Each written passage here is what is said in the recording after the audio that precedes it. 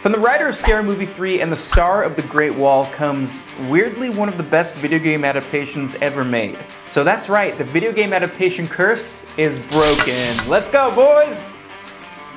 The Last of Us is here on HBO, and we have all the details you missed in episode 1. Hey, what's an easy way to signify that it's curtains for humanity? If only there was an easy visual metaphor we could use. After the 60s set prologue featuring Big Head and Jonathan from The Mummy, the first shot we see is of curtains waving in the breeze. Despite the obvious visual analogy, this also echoes the start screen from the now classic video game. There is a difference in the surrounding decay, as in the show, as the infected have not yet caused humanity's downfall, but give them some time. I mean, the apocalypse, it's hard work. Let's jump back to the opening and its surprising period setting. Showing us a television studio in 1968, a talk show host speaks with two scientists about possible doomsday scenarios. One of them explains how a fungus could evolve to control humans and turn them against each other. So if that happens, we lose. He cites the example of an ant infected with Ophiocordyceps unilateralis. And that is the last time I will pronounce that name in this video, if only for the sake of my recording storage, because that was my 20th take. The zombie fungus, as it's commonly known, is a spore that infects ants and drives them to aid in the fungus's spread. This was the initial inspiration for Druckmann when he was creating the main enemy of the game. Druckmann and Naughty Dog partner Bruce Straley watched the 2009 BBC docuseries Planet Earth, narrated by the world's sweetest nature grandpa, David Attenborough. David's always working, probably to overshadow his late brother, because that guy gave us back dinosaurs. The clip was of the zombie fungus, and the inspiration came at the end when Attenborough stated, "The more numerous a species becomes, the more likely it will be attacked by its nemesis, a cordyceps fungus." That's when Druckmann asked, "What if it jumped to humans?" And that's when the world's saddest video game franchise was born. Suck on that, Telltale's The Walking Dead. Actually, now that I bring that up, let's talk about the spore-spewing, mushroom-faced zombies of The Last of Us. The episode's opening has some information on the origins of the virus, but as of episode 1, we haven't seen everything this fearsome fungus has to offer. Creepy, out-of-focus grandma gives us an early sign of infection, which then causes them to go all rage virus crazy. As the scientist at the start explains, the fungus is driving them to spread the infection. We also get a look at the final stage of this virus with the corpse that Joel and Tess find. What we have yet to see are the really gross steps in between. The first stage is appropriately called runners. After that, they move into the stalker phase, where they prefer hiding and then jumping out to grab you like a giant jerk. Ah! Composure. The next stage is the most iconic of the series, and that's the fearsome clicker. Now blind from the infection, they use echolocation to track their prey. We had a glimpse of one in the trailer for the series. Though he may look ugly, don't worry. He's still a fun guy. I have no regrets. The other stages are Bloater and the Shambler, which is pretty self-explanatory. The less said about them, the better, because yuck. So as far as adaptations of Naughty Dog games go, The Last of Us is far better than Marky Mark and Spider-Man flying around on pirate ships in the sky. Sorry, I just need a moment to recover from the memories of that failure. A large part of that faithfulness comes from writer and co-president of Naughty Dog, Neil Druckmann. Druckmann was the creative director and writer of the original PS3 game and its 2020 follow-up. He also wrote the Uncharted games, but unlike that film, Druckmann has a large amount of creative control over the HBO show. And there's also whole sequences taken from the game's opening. That amazing one-shot of Sarah's wild truck ride is taken almost exactly from the opening. However, being an adaptation, things naturally have to be expanded a bit. The game opens on Joel and Sarah watching movies at home, but the show shows us the day running up to that moment. It even introduces new characters in the ill-fated neighbors and their totally not zombified grandma. At least the dog got away. There was some controversy, as there always is, around the casting of The Last of Us. Pedro Pascal plays Joel with every bit of damage and trauma as his video game counterpart, but he can't grow a beard, so 1 out of 10 do not watch. However, there is one piece of casting that the fans should literally have no issue with because it's played by literally the same actor. Even though I'm sure they will find a way. Marlene is the Firefly leader who tasks Joel with protecting Ellie after an ill-timed gunfight. In both game and show, she is played by actress Merle Dandridge. She isn't the only returning actor from the game, though. Ellie and Joel's voice actors will also be showing up in the series, though they won't be reprising their characters from the game. Unless, of course, both versions of Joel and Ellie are challenged to a space jam during the series. But that probably won't happen as long as LeBron isn't involved in the series, and so far he's not. So far. Is there any more of a match made in heaven than HBO television and amazing opening title sequences? Dating all the way back to The Wire and The Sopranos, HBO has delivered stellar opening titles. The Last of Us gives us a sequence following ominous spreading mold, forming networks and towers. At one point, you can even see the outline of the United States form in their vast spread. Side note, I apologize for saying the words vast spread. I will never say that again, except for just now. Sorry. And that gorgeous twangy guitar theme is not an addition for the HBO show, it's the same one used for the game. Composed by Gustavo Santaolalla, it's a seminal part of the game's tone, and, fortunate for us, he's composed new music for the series. You can also find his amazing work in the films Babel and Brokeback Mountain, both of which won him an Academy Award. And who says games aren't art? Are you listening, Mom? Just before the world goes to hell, Joel gets the chance to take in one last cinematic masterpiece with his daughter. Oh, this is the one with the deleted scenes. Yeah, imagine how bad those have to be. The DVD she borrows from the neighbors is Curtis and Viper 2. It's the classic tale of a man and his ninja buddy kicking butt in the 1980s. Or it would be, if it existed. Guess I'll just have to stick with the 40 million other ninja movies made in the 80s. Curtis and Viper is a fictional film series that is brought up a few times throughout the series, notably in a conversation between Ellie and Dina. Movie you guys gonna watch? What's Joel into? Curtis and Viper 2. According to her, the series is about two ex-mercenaries going on a quest for vengeance. Also, according to Ellie, they actually made 4 of them. She also says Viper was 10 years old in the first film, so I'm not sure how good of a mercenary he was. Although Viper is definitely what 10-year-old me would have named myself. We will have to see if any other movies from the series pop up in the remainder of the show. I'm excited to see what happens in Curtis and Viper 3, Python's Revenge. The new HBO series takes some inspiration from more than just the game series. 2018 saw the release of the Alex Garland sci-fi film Annihilation. Garland was a longtime screenwriter, responsible for bringing the world the banger of a film, Dread. While he was writing the script for his film, he took heavy inspiration from one of his favorite games, The Last of Us. The film features a similar tone and setting, following a team of people making their way through a mutated, post-apocalyptic landscape. It also featured terrifying monsters that attacked the travelers in sudden bursts of action. Well, inspiration goes both ways, and Druckmann paid Garland homage back twice. The first comes from the second game with the introduction of the vile Rat King. Druckmann took inspiration from Annihilation's Screaming Bear when he designed the encounter. Now, the first episode of the show gives us another homage to the Alex Garland film with the body growing into the wall. Both film and show feature a corpse disintegrating into a concrete wall, becoming more mold than man. It's clear Druckmann is also a fan of Garland's work, as per this tweet. Now the world needs them to collaborate on something that would end up being the most heady and depressing film ever made. I even know the perfect title. It would be called Box Office Poison. Sorry, Alex. I loved Devs, by the way. Call me? There are other elements of the game that make their way into the show. The first is everyone's favorite, hardcore drugs! Yeah, who wants to party? Anyway, yes, Joel is dealing drugs on the side in the walled-off Boston City. He isn't just selling them, he's actively using them too. Not that I blame him with that day job. The same is true of his video game counterpart, though the effect is much nicer for the Troy Baker version. In the game, they are just used as a healing item, restoring life after a particularly brutal fight. In the show, they just give him a deadly hangover, which is like the opposite of a health pack. But maybe they just restore his mental health. Maybe not. Joel also scores his first metric on the KDA chart with a wrench. This could be a nod to the fact that he uses melee weapons in the game to dispatch both the infected and troublesome humans along the way. Going a little further down the wrench rabbit hole, it could also be an homage to another game series which features Joel's voice actor Troy Baker. BioShock features the tool in a similar way, being used to bash on the head of some crazy zombie. The Last of Us and BioShock Infinite were released the same year, and both feature Troy Baker protecting an important young woman from bad dudes. This may seem like a huge coincidence, but Troy Baker is in practically every video game ever made. I mean, he's also Nathan Drake's brother and Pagan Min. Stop the bus. Shoot the bus. The only reason why he's not the male lead in every video game series is because Nolan North exists. Fell out of a car that fell out of a plane?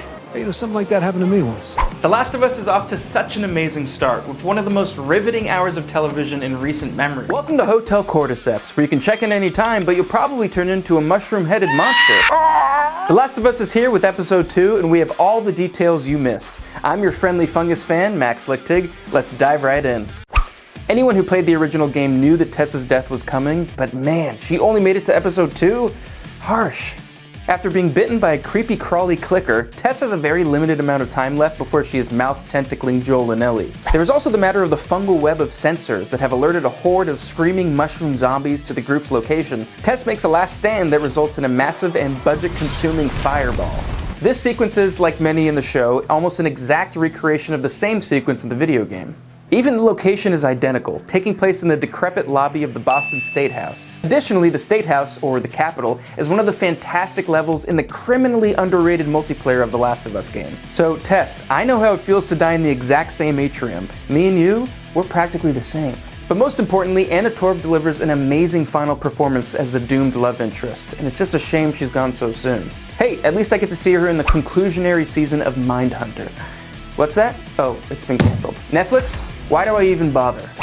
Episode 2 gives us an introduction to the fearsome clicker. These poor, late-stage infected souls have gone blind from the mushrooms growing out of their faces. That ominous clicking is a form of echolocation that they use to hear their prey in the dark. These clickers are introduced in almost the same way as they are in the game, hunting the trio through an abandoned building. That's not where the faithfulness ends, however. The screeches, clicks, and grunts coming out of the monsters are actually provided by the same two actors in both the show and the game. Misty Lee and Philip Kovacs play the female and male clickers, respectively, and reprised their vocal work for the HBO adaptation. I guess Marlene isn't the only person playing the same character from the show to the game. It's also nice to see someone else getting work making random noises. Frank Welker has monopolized that role long enough. When the trio ultimately make it out of the quarantine zone, we finally get to see where HBO's huge piles of money went. The city of Boston has been completely destroyed and reclaimed by nature. The skyscrapers stand desolate, if they are even standing at all. This is a very faithful recreation of the video game setting. By the way, if you want to make this video a little bit more fun, take a shot every time I say how much the show is faithful to the game. Actually, don't. You might die. The specific imagery of the fallen tower leaning up against another one is taken exactly from the background of some of the early levels. The way that nature has crept back in, with grass and vines covering old cars and buildings, is something that made The Last of Us stand out from other zombie games of the time.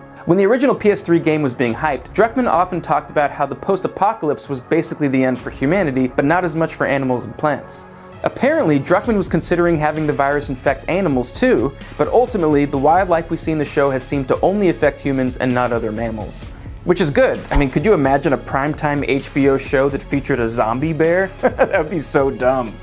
Episode 2 gives us a snippet of the backstory of how Ellie was first bitten, and yes, that is a bit of a double entendre. She tells Tess and Joel that she was making her way through an abandoned mall when she was attacked and escaped with a fresh zombie bite on her arm. She leaves some things out, however, at least if the canon is the same as the game.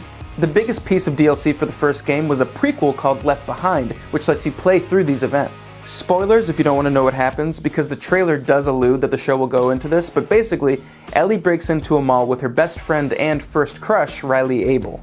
Riley and Ellie are inseparable, and together they rifle through a world filled with artifacts connected to a world long gone, like arcade machines and clothing stores. Things go south though, and just as Ellie starts to feel the fuzzies for Riley, which is no small feat in a world of desolation, they both end up getting bitten by the infected. Riley isn't as lucky as Ellie though, and she ends up succumbing to the spores. It's a heartbreaking moment for Ellie, but don't worry, she'll get a girl eventually. As Ellie learns in The Last of Us Part 2, there are always other fish in the sea. A brutally infected post-apocalyptic sea with mutated zombie fish, but a sea nonetheless. Tess says, you step on a patch of cordyceps in one place, you'll wake a dozen infected somewhere else. We actually never got to see the mycelial connection this deeply explored in the game, but it makes perfect sense.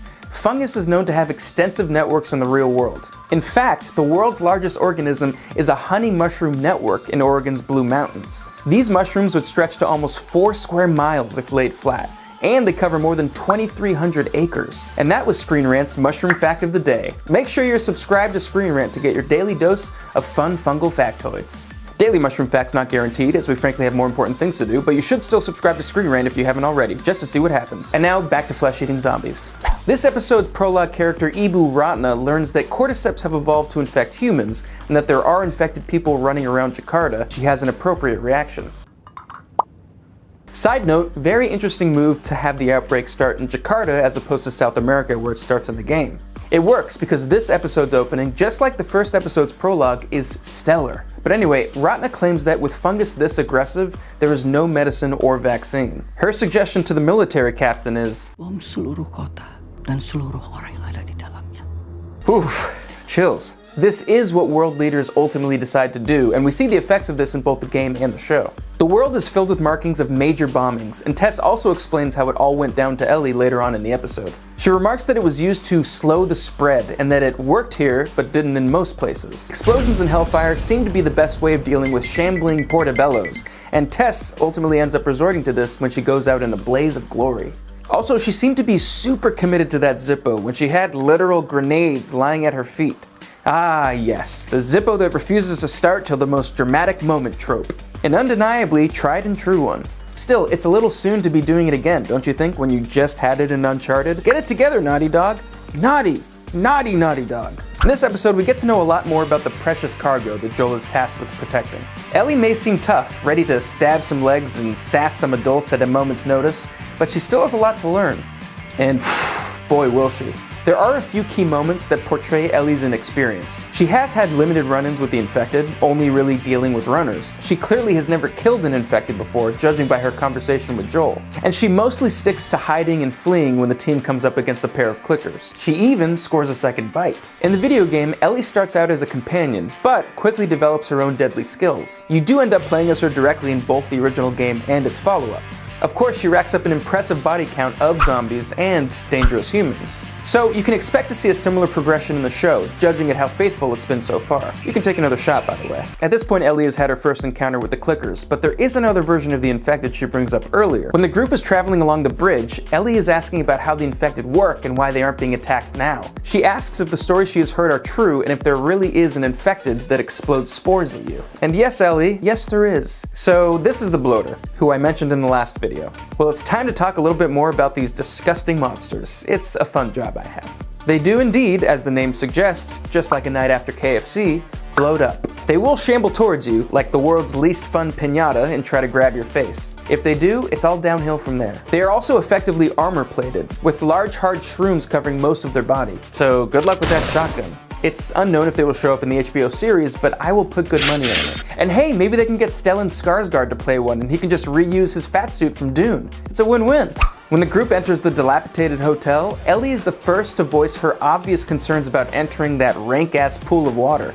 It's mostly because she can't swim, for justifiable reasons.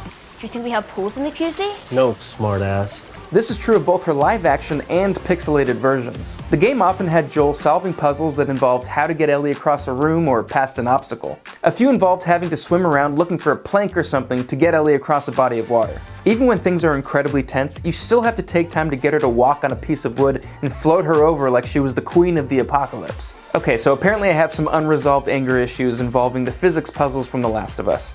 I'm sorry. In the second episode, we get a much wider look of the devastation and destruction the cordyceps fungus has done to humanity and to the city of Boston. Well, Ron Swanson was right after all. The best things in life are woodworking, butchering your own meat, and strong perimeter defenses. Episode 3 gives us a look at true love in the post-apocalypse with one of the most touching, if not short-lived human stories yet. I'm Max Lichtig, and here's all the details you missed in Episode 3. The third episode introduces us and then quickly says goodbye to Bill and Frank. Their touching story of survival and true love takes center stage when we learn the 20 years of backstory around Nick Offerman's Survivalist. This is also where the show takes one of the biggest departures yet from the original game. Bill was a character in the PlayStation Classic, however he took a more active role in Joel and Ellie's story. In the game, he is still alive when the pair reach his walled-off stronghold, and Bill even rescues Joel from a ravenous swarm of shiitakes.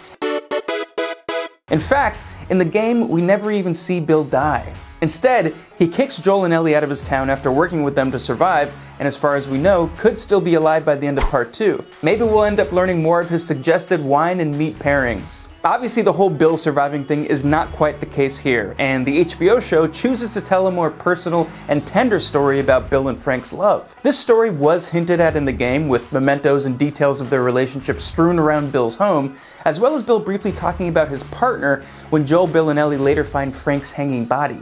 Yikes. Bill was originally played by character actor W. Earl Brown, who has his own history with HBO in shows like Deadwood. In live action, he is played by the legendary Nick Offerman, who wasn't actually the first person cast for the show. Originally, Bill was going to be played by actor Con O'Neill, who had to drop out for scheduling reasons. And we are more than happy with that choice, as Offerman's performance is stellar, even if it is a little close to Ron Swanson. Both tend to make themselves a little too comfortable in a Home Depot. I know more than you. All right. Anyone who's watched The White Lotus Season 1 is probably familiar with Murray Bartlett as the substance addiction battling, wonderfully deranged Armand, who slowly spirals out of control while trying to tend to every guest's high maintenance needs.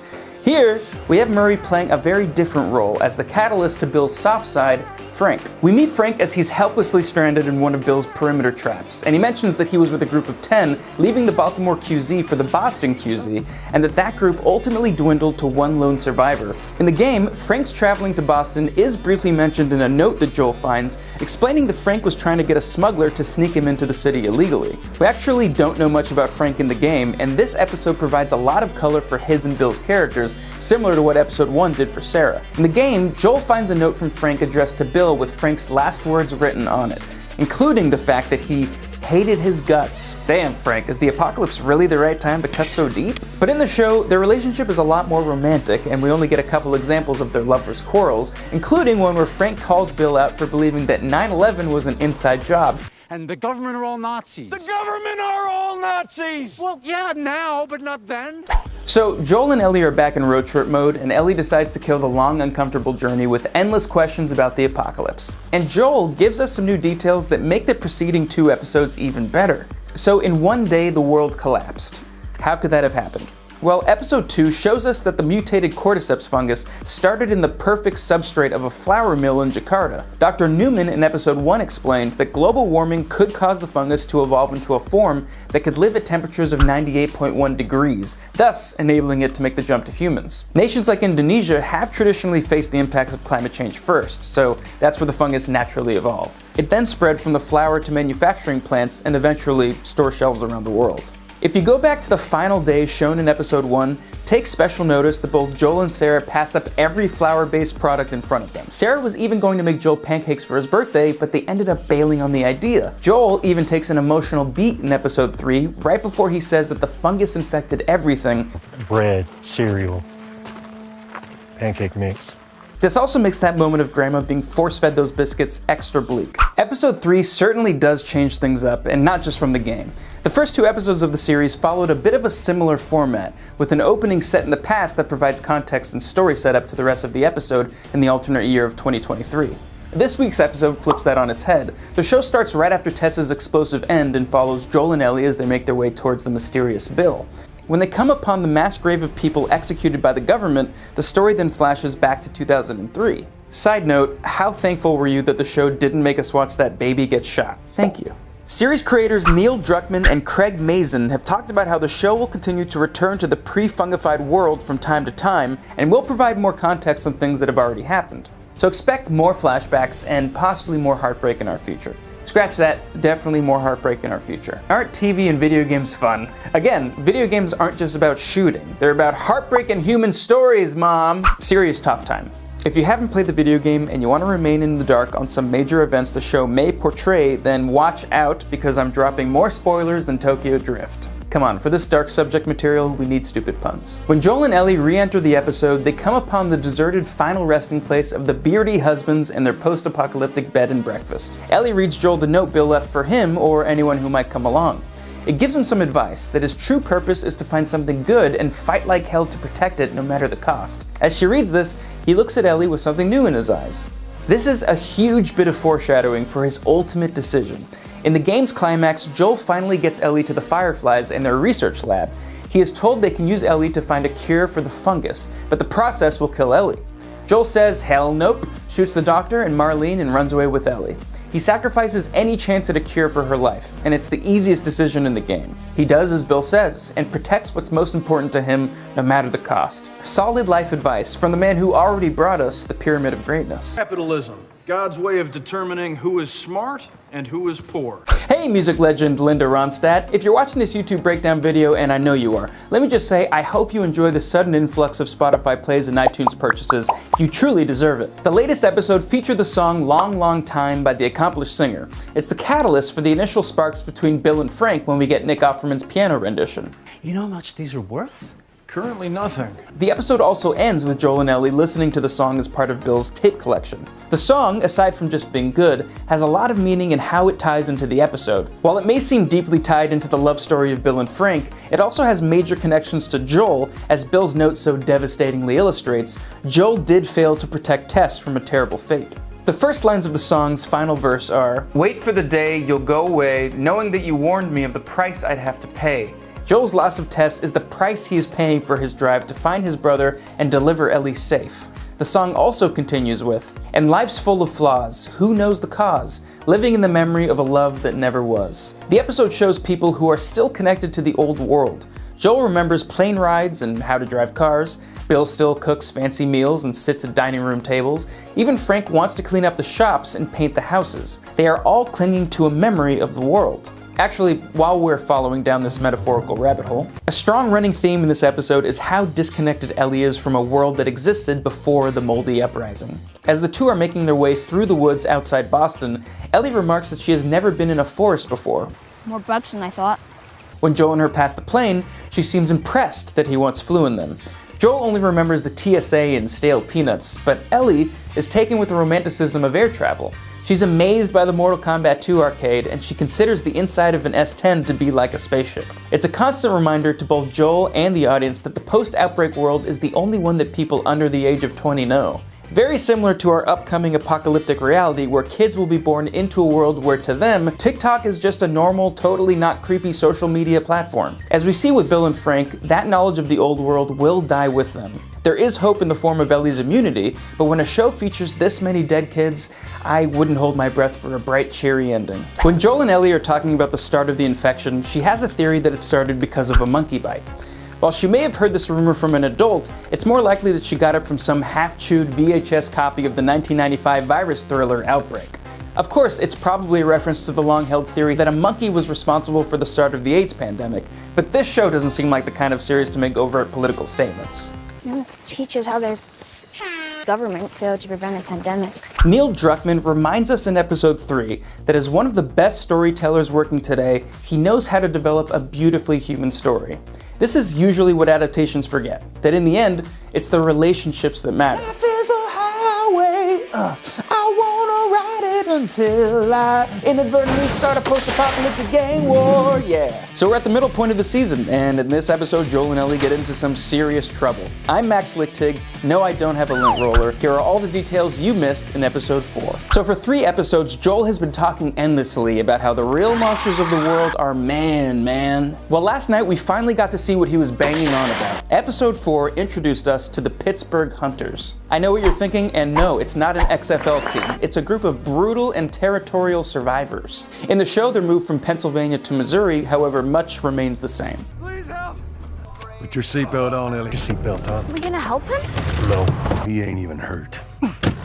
We get hints of their backstory and overall goals throughout the episode, but it's expanded upon more in the games. The deserted Kansas City quarantine zone we see is a result of the Hunters successfully overthrowing the federal forces. They were much better than the Boston Fireflies, in part because they showed zero mercy towards anyone even associated with the former regime. Just like how we show no mercy to those who don't like and subscribe. Just kidding, we here at Screen Rant are just like the Fireflies. We believe in freedom. The freedom to smash that sub button, or else. In the game, we learned that the Fireflies attempted to join with the Hunters, but the offer was refused outright. The Hunters have no interest in taking back the country. They would just prefer to kill anyone who stumbles into their territory. They also refer to any outsider as a tourist, making them exactly like some comic book store employees I know. While the Hunters are taken right out of the game, their matriarchal leader is new to the show, and she provides some insight into the world around her. Firstly, it's obvious that it was her son that Joel stuck his new knife into, which means even more bad news for the pair. She is hunting Henry and Sam personally now, where in the game they were tourists like Joel and Ellie. It could be because they have some connection to the Fireflies or the previous federal regime, but we'll have to wait and find out. There's not a lot of information about Kathleen. However, we can expect to see her character expanded upon in the upcoming episodes, and I can't wait to see her reaction to Joel's new blade that he's carrying around. Episode 4 ends with a real cliffhanger and an introduction to 2 new characters. Henry and Sam are a pair of brothers that have been hiding in attics and are now holding our heroes at gunpoint. These two are also in the PS3 Classic where they play the same role. They are being chased through town and team up with Joel and Ellie to escape the hunter-infested city. Potential spoiler here for the next few episodes, so 3, 2, 1, it doesn't go well for both of them. After a few close calls, they are finally attacked by a horde of ravenous porcinis, and Sam scores a bite on the ankle. The next morning, this new world's nature takes its course and Henry is forced to dispatch his own younger brother.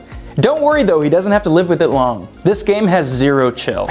So if this show was just a playthrough of the game, Pedro Pascal would be killing it on high difficulty. While dialogue, characters, and even clothing are ripped right out of their pixelated origin, the show has even found the time to recreate smaller details. Part of the companion side of things in the game is Ellie's overall usefulness. You're often having her crawl through small ducts and holes to unlock doors and move obstacles. TV Joel has Ellie do this just after the intense ambush and shootout. Actually, doubling back on that shootout, Joel is using a bolt-action rifle to fend off his attackers. The same rifle is a pretty standard firearm in the game, and quite frankly, the best one. Even that exceptionally dark scene where Joel deals with the wounded attacker is like those times in the game when a surrounding enemy falls victim to my poor impulse control. When Kathleen comes across Henry and Sam's former hideout, she also discovers the younger brother's love of comics and superheroes. When we finally see the young man, he is even engaging in a little cosplay. Points for enthusiasm, but that is not comic accurate.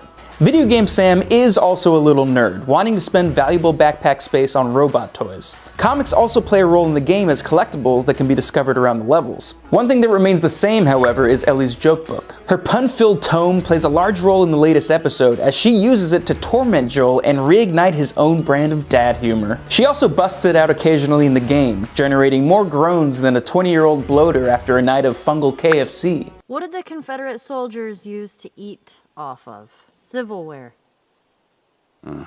Last episode ended with Joel and Ellie collecting a heavy haul of guns and ammo. Ellie even managed to score a small pistol out of one of Bill's many stash spots. She uses it at just the right time when Joel is being choked to death by a raider like me when I play Fallout 4 with a melee build. She only turns the man into a paraplegic, so it's left to Joel to finish the job. Both the gun and this moment are taken from the game, but with a little shuffling around. In the game, she picks up the gun and straight up slays the guy trying to drown her surrogate dad. Joel does give her the same lesson in its use, however, emphasizing a strong grip. The gun is like her knife in that it sticks around long enough to get its own fan wiki page. So of all the questions left at the end of episode 4, maybe the biggest and most disquieting is, what's under the floor? When Kathleen and her hunters are searching every house and building for the pair of killers that took out 3 of her men, she also discovers something that leaves her pretty scared. It looks like a large portion of the basement concrete has collapsed, and something's trying to get through. What creepy could be on the other side of that gurgling pile of rubble? Well, one option is that the vast underground network of mold is beginning to push its way into bunkers and buildings, meaning that even hiding behind walls and staying underground may no longer be enough for humanity. Of course, a stronger cordyceps means a stronger enemy. While the clicker is an iconic enemy of the game, the bloater is equally as disgusting and health pack consuming. Maybe a large infested mushroom zombie is about to come through that floor and throw pieces of itself at Joel and Ellie. Tasty. Okay everyone, it's time for a new section I like to call Max's collection of random things that weren't enough for their own entries. I think it's catchy. So last episode when Bill met Frank, he declared that there was no free lunch and that his home was not an Arby's. Well, Arby's didn't have free lunch, it was a restaurant.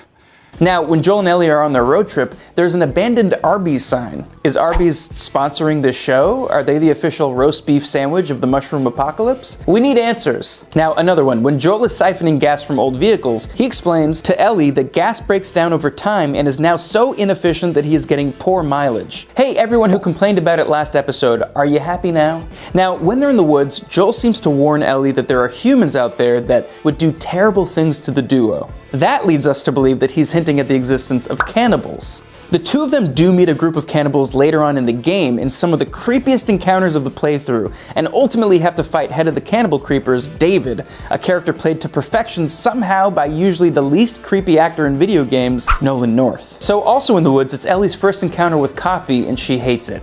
She says it smells like burnt shit, and she's surprised that that's what all the Starbucks sold in the QZ. And as a lover and addict of quality coffee, I'm gonna have to agree with Ellie on her opinion of Starbucks. Also, we finally get to see who Jeffrey Pierce is playing in the show. He played Tommy in the video game, and in the show, he plays a guy named Perry, who's Kathleen's second in command. Who knows where his character is gonna go, but my question is, will he interact with Troy Baker's character? No, Pedro Pascal is probably gonna kill him first. Damn it.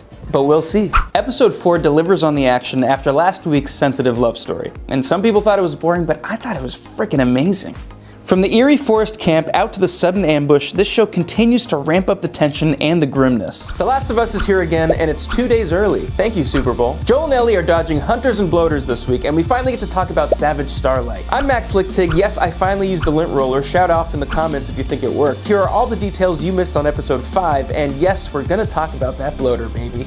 So episode 5 is titled Endure and Survive, and it gets its name from something that players of the game should be very familiar with. A key part of any video game post-2007 was collectibles. This is whatever random crap the developer decides to have strewn around the game. In the best case, they provide valuable background and context on the world, and reward players in venturing off the beaten path. At worst, there's 500 plus feathers and flags that make Assassin's Creed a nightmare for completionists. I will find you all, even if I have to burn Rome to do it. Okay. Anyway, in the 2013 video game, one such collectible was the various issues of Savage Starlight. Totaling 14 issues found at various points in the game, they are among Ellie's prized possessions. This is something carried over to the show when she and Sam compared the issues they own. By the way, now is as good a time as ever to remind you to like and subscribe. Summon the mycelial power of the clicker and click that beautiful red button to join Screen Rant every week while we break down your favorite TV shows and movies. Now back to Savage Starlight. This fictional comic series has a pretty compelling plot of its own. Told in the description blurbs on the back of each collectible, the series follows protagonist Dr. Daniela Starr. In the future, she develops travel that's faster than light as a part of a secret experiment. Unfortunately, its test flight draws the attention of evil aliens known as the Travelers. They promptly invade our solar system and conquer humanity with little effort. Dr. Starr attempts to stay ahead of the alien menace while eventually joining a resistance group called the Last Watch. Which, possible connection here, but Joel's watch is his last watch, if you think about it. I'm not saying this has to be Druckmann's next adaptation, but come on HBO, don't you want your own version of The Expanse? I mean, AMC tried, and that's how we got Moonhaven. Are they gonna creep like that the whole time?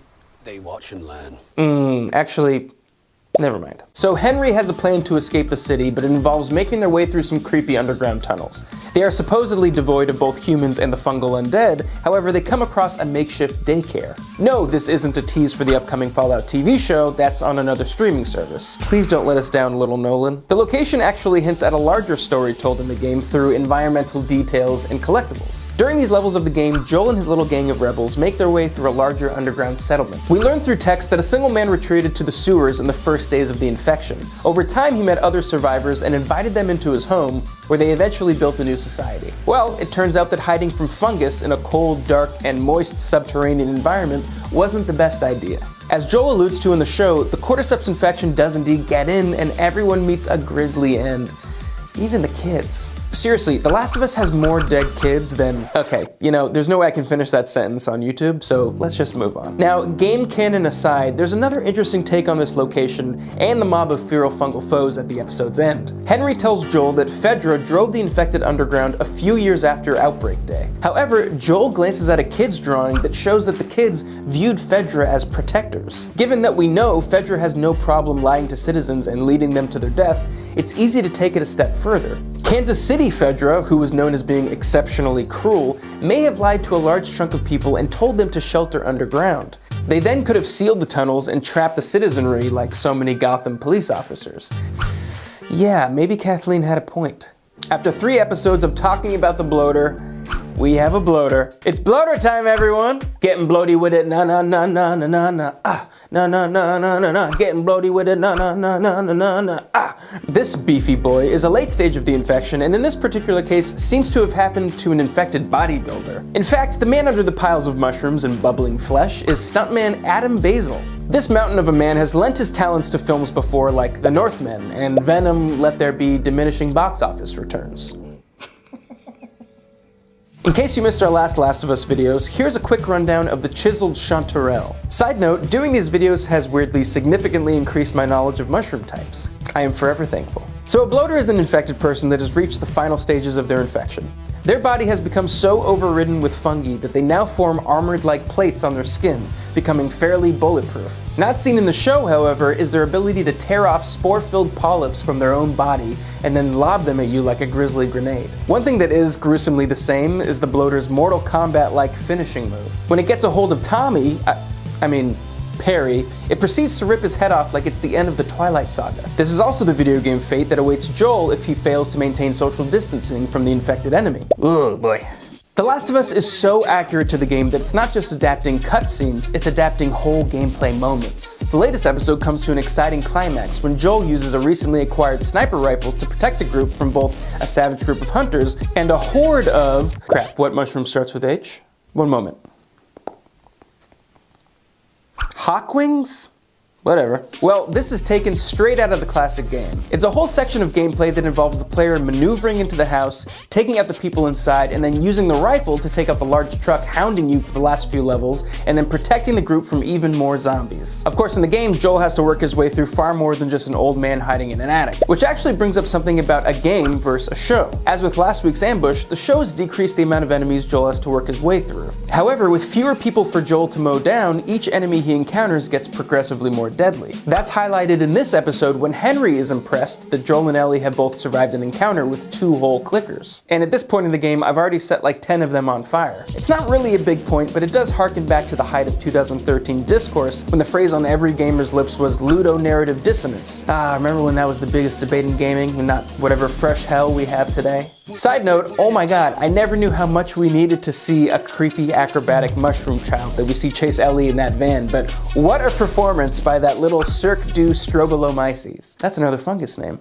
So, last episode when talking about the introduction of Henry and Sam, I also discussed their deaths in the game. I was accused of spoiling their deaths in this episode, which is completely unfair. I mean, that's the game, this is the show, they could be completely No. Right. This is the single most accurate adaptation of a video game ever made, and it's exactly the same. My bad. See, here at Screen Rant, we're transparent about our transgressions, so another reason to smash that sub button. Yes, the sudden deaths of both characters is almost identical to the game. However, the show adds one more wrinkle that really upsets the misery for the show's teenage lead. In the game, Sam keeps his bite a secret until he busts out the bedroom and tackles Ellie like she's the last fresh plate of Hanukkah latkes. No, I'm not allowed back at my great aunt's holiday celebration anymore. Why do you ask? However, in the show, Sam shows Ellie his ankle bite, and she attempts to cure his infection in the jankiest blood transfusion ever seen on screen by just smearing her blood on his open wound. Sort of like what you do when your friend gets a snake bite, but instead of miracle blood, it's your... Well, it's a heartbreaking effort to save his life, and she really believes it will work, too. Look, you can almost pinpoint the exact moment her heart hardens like stone. The bloater isn't the only video game enemy to make a big impact this episode. Last week we got a glimpse at the massive military motor vehicle, but this week gave us the Juggernaut in action. Joel alluded to its capabilities last episode when he talked about the big plows that would clear the roads of abandoned cars, thus providing an unobstructed route to the city.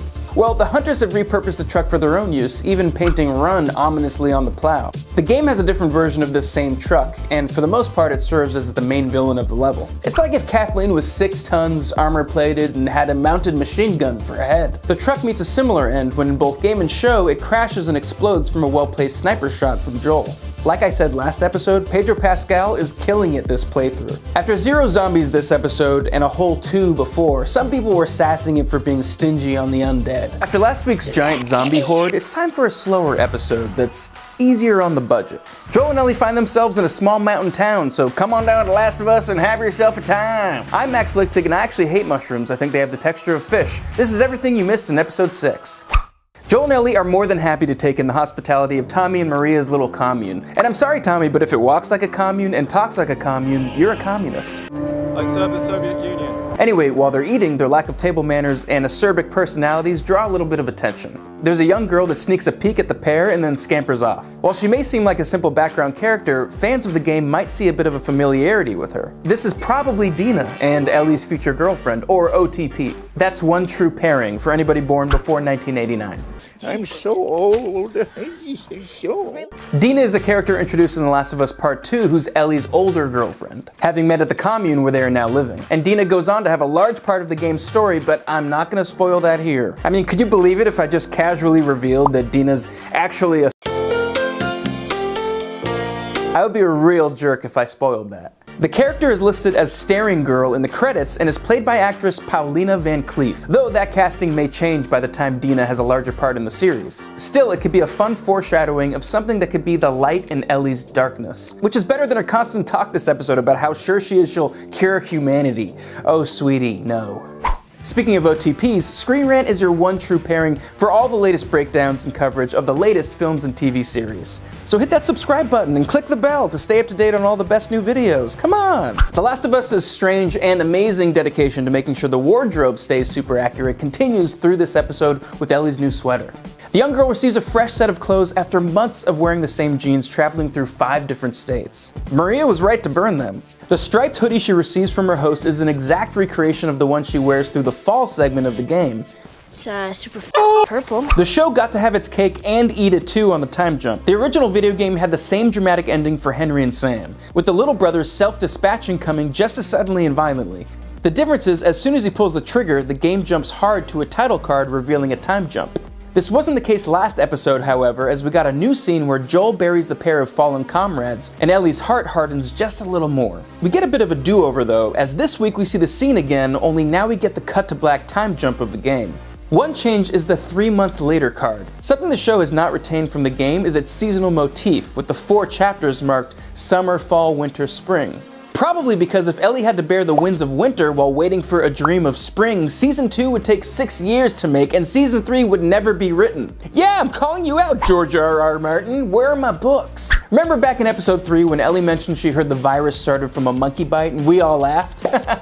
Well, it turns out we owe her a little bit of an apology because Ellie was kind of right, sort of. Near the end of the episode, Joel and Ellie make it to the Colorado University and find that the home of the Big Horns has been taken over by a gang of poo-flinging monkeys. It's just what Fox News has been warning about. I just hope none of the monkeys are woke. That'd be terrible. The surplus simians are actually expanded on far more during this section of the game. During the level, the player learns about the abandoned Firefly research facility. Set up in the makeshift lab of the university, the scientists there were experimenting on the monkeys, as scientists like to do. It's common knowledge that monkeys are never safe from science. In a few audio log recordings, we learn that one unlucky lab tech was left behind after the Fireflies evacuated. He was tasked with destroying the lab animals, but his care for the monkeys led him to free them instead. He was rewarded for his trouble by a bite on the hand and a brand new cordyceps infection. The whole university and lab section of the game lasts far longer than depicted in the show, which actually brings me to the biggest problem about this episode. It was too fast-paced.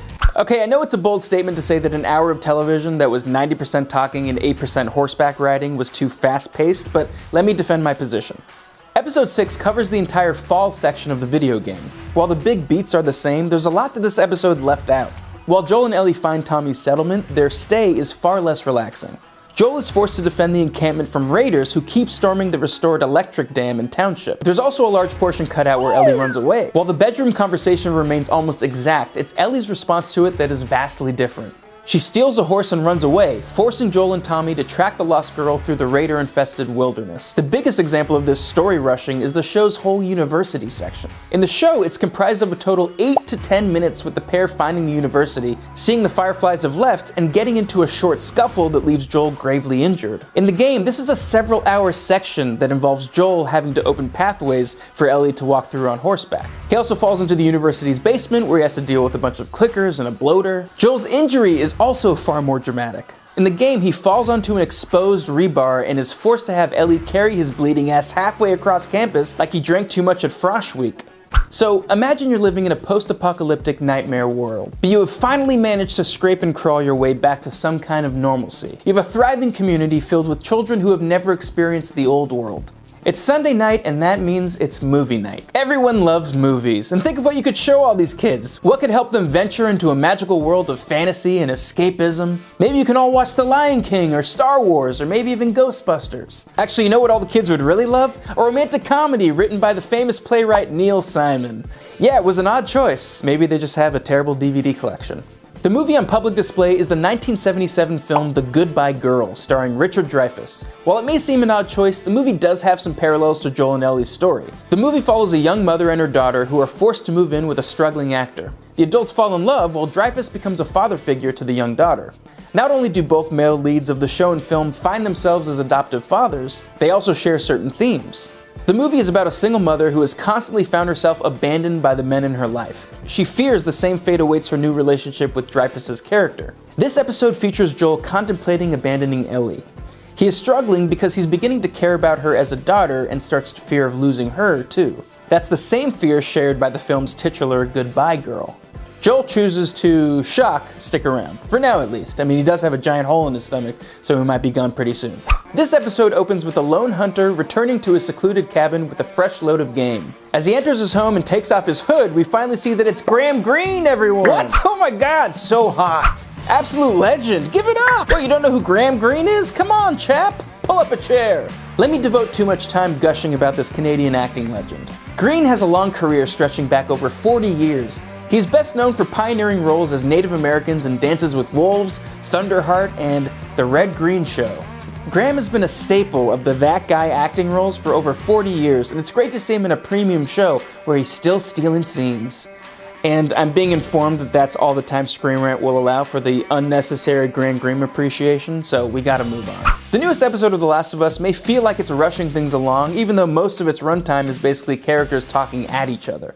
We do get an emotional reunion, complete with Tommy's questionable choice of facial hair. This week, The Last of Us gives viewers an episode exploring Ellie's backstory. If they wanted to be even more accurate, they should have charged an extra $14.99 for this episode. We have all the details you missed in episode 7 of The Last of Us. The latest episode of the new hit HBO series is very much based on a chapter of the hit game. Actually, that's been a pretty constant thing about this incredibly accurate show. However, if you played the PS3 game when it first came out and never picked it up again, this episode might be a little unfamiliar. That's because it wasn't in the game originally, but was added later as downloadable content. The DLC was titled The Last of Us Left Behind. No, it wasn't based on the popular Christian post-apocalyptic book and film series, but instead told the same story as this week's episode. Being a video game, it's far more extended, with Ellie venturing out of the house to find supplies for an injured Joel. It also involves several new minigames that allowed you to enjoy the thrill of being alone in a 20-year-old abandoned mall. While the DLC makes up the bulk of this week's episode, it also borrows elements from the limited comic book series American Dreams, also written by Druckmann. In that comic, we see how Riley and Ellie first met the Fireflies and how Riley came to join them. The show changes this around a bit. In the comic, Marlene gave Ellie her switchblade, while in the show, Ellie has never met Marlene before Riley joined her. Both show and game retain the plot point that Marlene knew Ellie's mother, and it was a promise to her that kept Ellie from being allowed in the Fireflies. It's great that the show chose to devote an entire episode to this DLC content, and we didn't even have to pay extra. No way! I love these!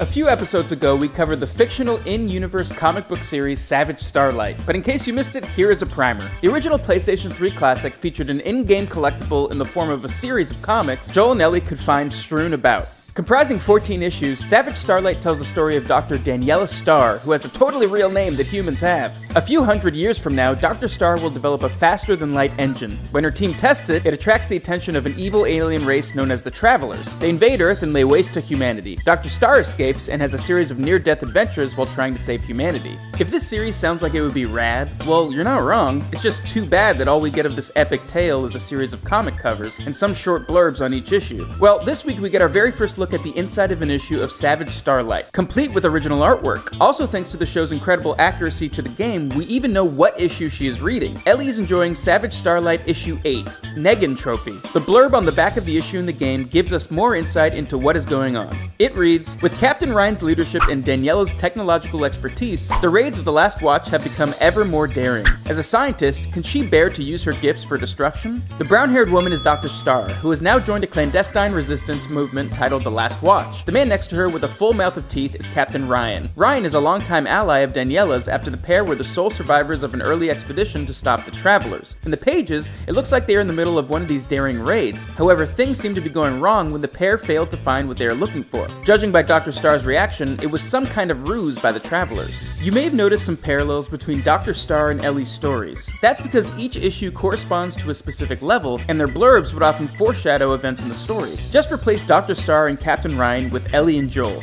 the Last Watch with the Fireflies, and the Travelers with Fedra and the Fungus. By the way, I already claimed Fedra and the Fungus as my next band name, so everybody else back off.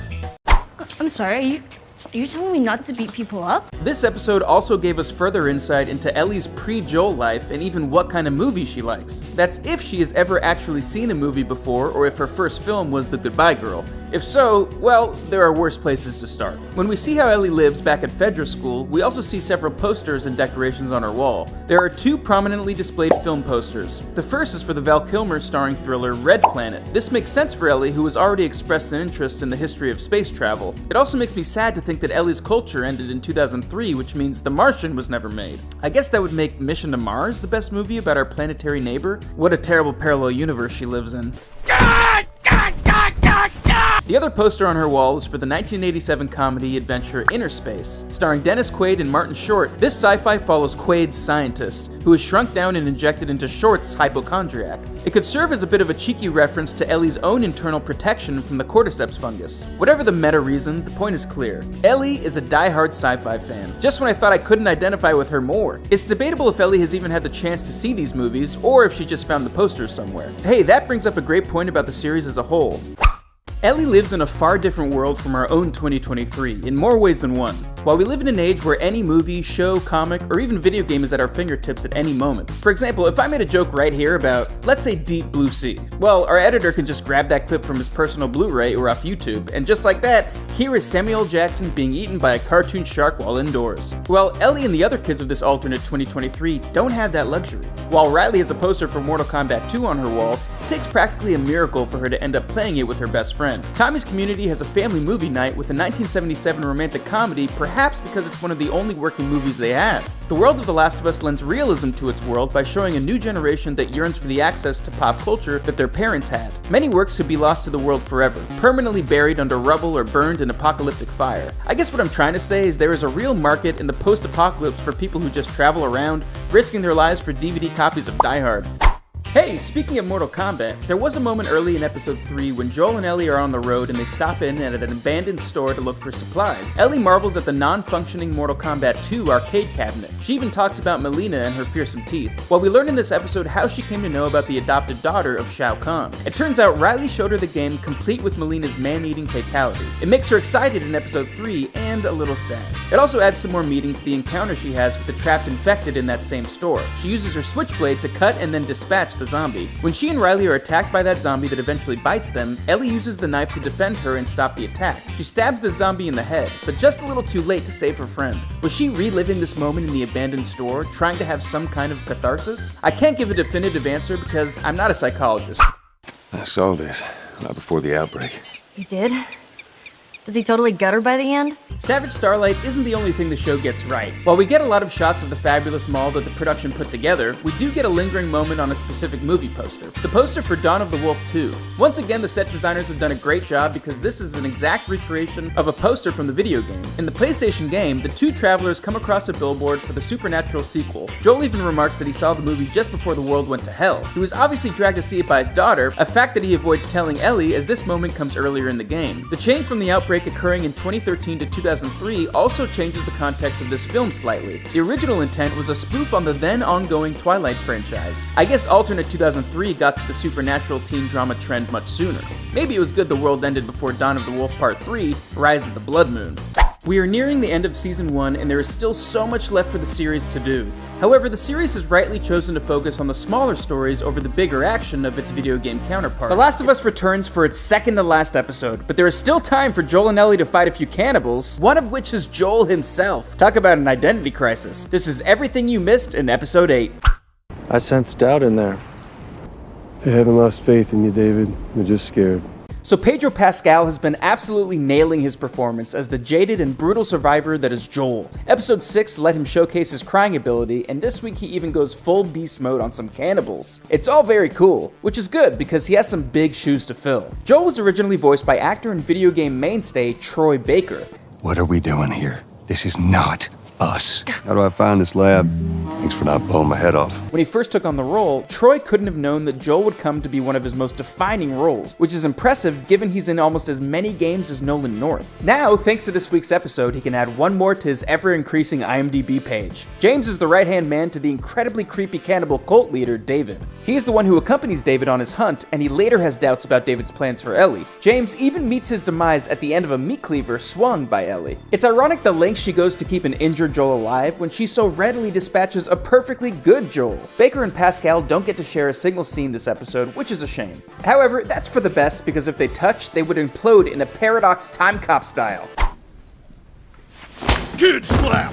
The villain this week is the despicable David, played amazingly by Scott Shepherd. I'm calling him for TV Line's Performer of the Week right now. Take advantage of this hot tip and place your bets right away. David is, of course, also in the video game, and the adaptation keeps him largely the same. There is his transformation into a pastor and more religious figure among his group, but his intentions with Ellie remain the same from game to show. Also, the same as the terrifying climax where he stalks Ellie through a steakhouse that's burning down. In both game and show, Ellie escapes her captors with a clever ruse and a quick swing of a meat cleaver.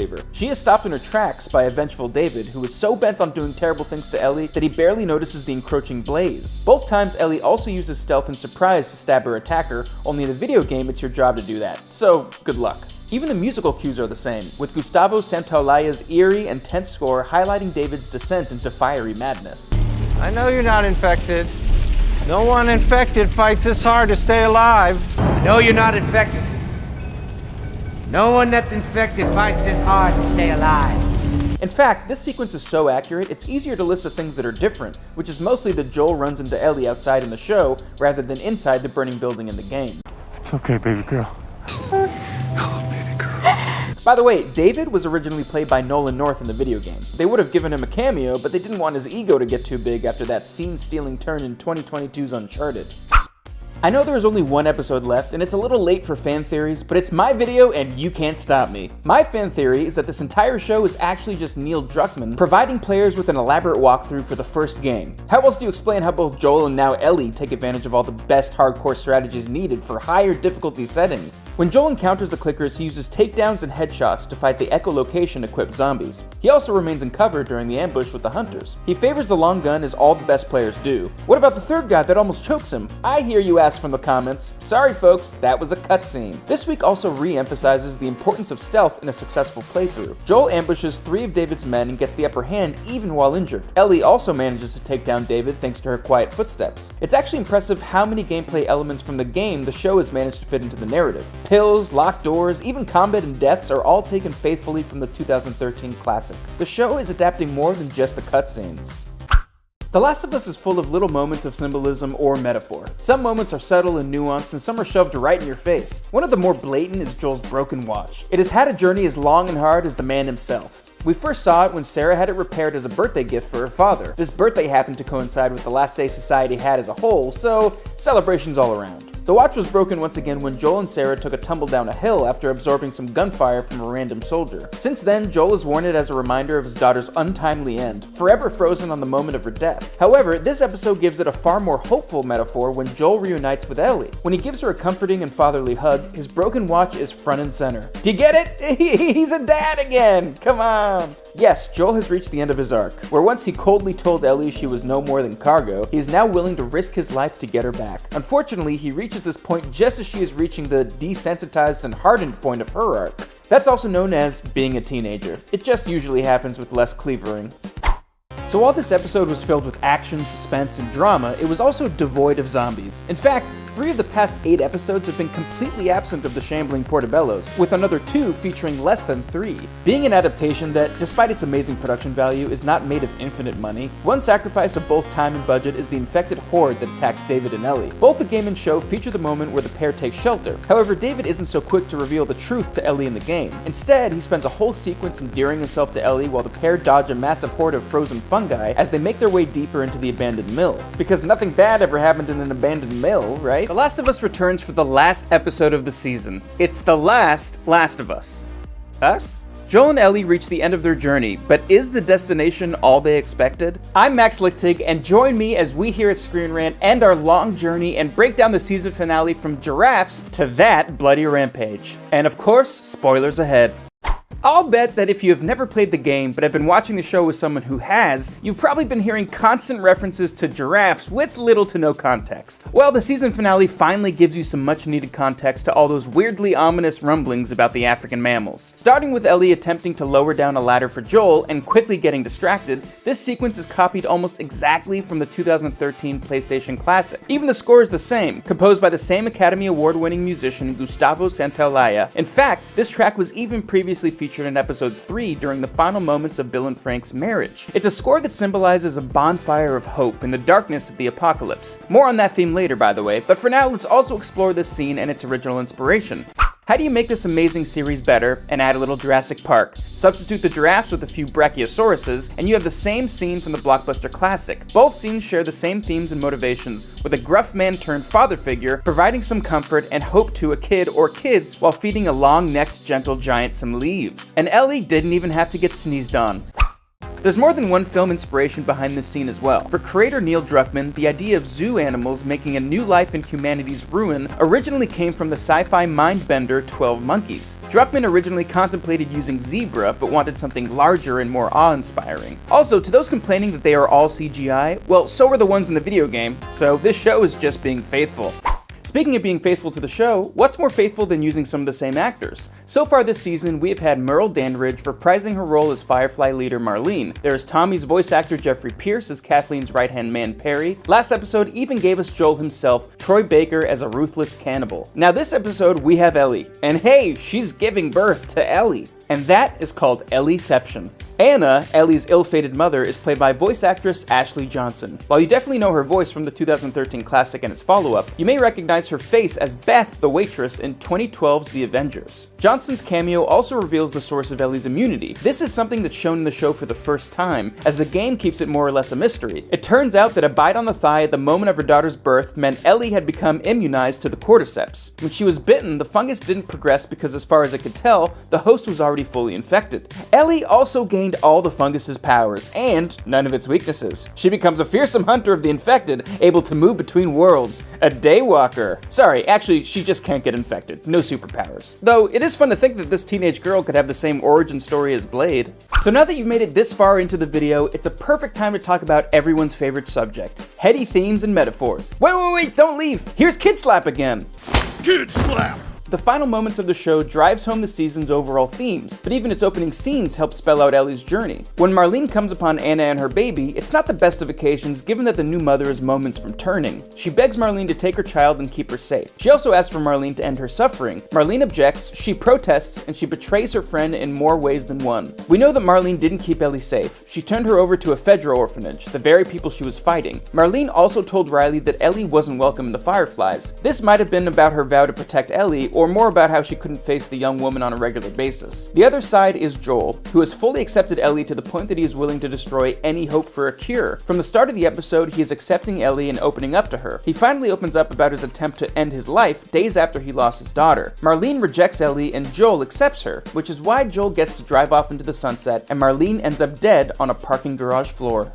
Henry and Sam were two characters who weren't around all that long, but they definitely left an impact on the series. The season finale has a few subtle callbacks to the pair and how they have affected Joel's relationship with Ellie. The first comes when Joel is attempting to cheer up a freshly traumatized Ellie. He first shows off his find of a can of Chef Boyardee and then a copy of the word game Boggle. Ellie doesn't seem all that impressed, but she is a little preoccupied. We then see Joel stuff the game into his pack, where it takes a large amount of room. Back in Kansas City, Sam wanted to keep a robot toy he found, but his brother emphasized the importance of storage space and not wasting it on unessential items. Joel has rejected this brutalist method of survival and now knows that entertainment and distraction can be just as essential to survival. It also shows that he is willing to sacrifice that precious space for something that could potentially bring Ellie a little joy. There's also more context added to their death and Joel's reaction to it. Joel talks about how he put a gun to his head and tried to end the pain of his recent loss. He flinched and ended up with a nasty scar. When Sam is bitten and dies, Henry does the same with far more success, right in front of Joel. This came right after Joel and Ellie first started to bond over terrible puns and shared trauma, the key to any successful relationship. This is why Joel recoils from Ellie and begins to have panic attacks in the next episode. He was forced to relive the darkest moment from his past and was worried losing Ellie would mean the same for him. The final episode has done an amazing job of tying every theme in the series together, including...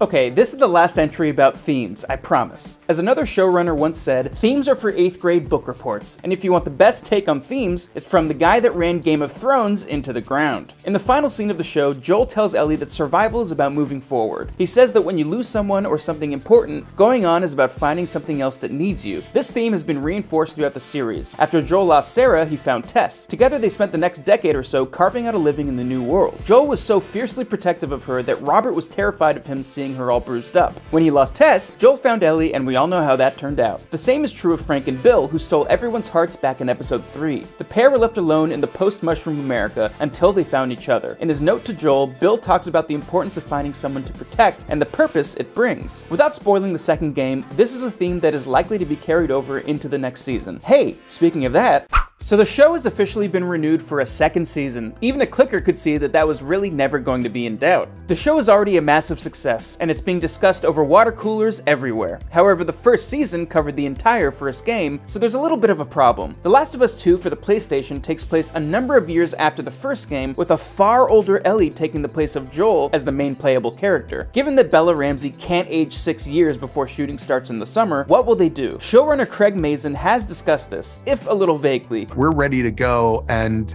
dive into more of the world of The Last of Us, no question. Saying that The Last of Us 2 is so dense that it would require a few seasons. However, both Mazin and Druckmann have been silent on where else the series could go. It's possible that Season 2 may expand into telling a story about the intervening 7 years between 1 and 2. We will all just have to wait and see.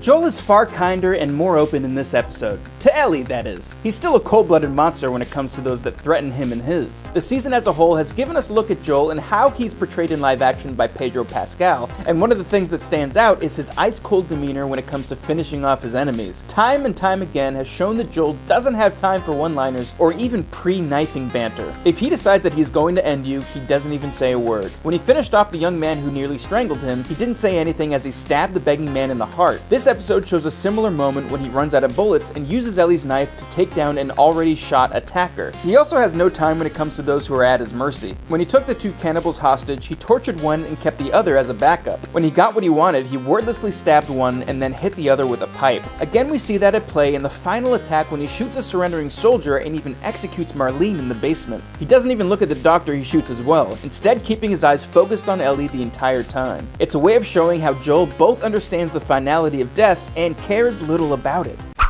The Last of Us has ended its first season, and what a season it was. Managing to be incredibly faithful to its source material, the show also delivered one of the most exciting and emotional dramas in decades. With everything seemingly wrapped up in a rather bloody bow, the series has shown that video game adaptations can be high art.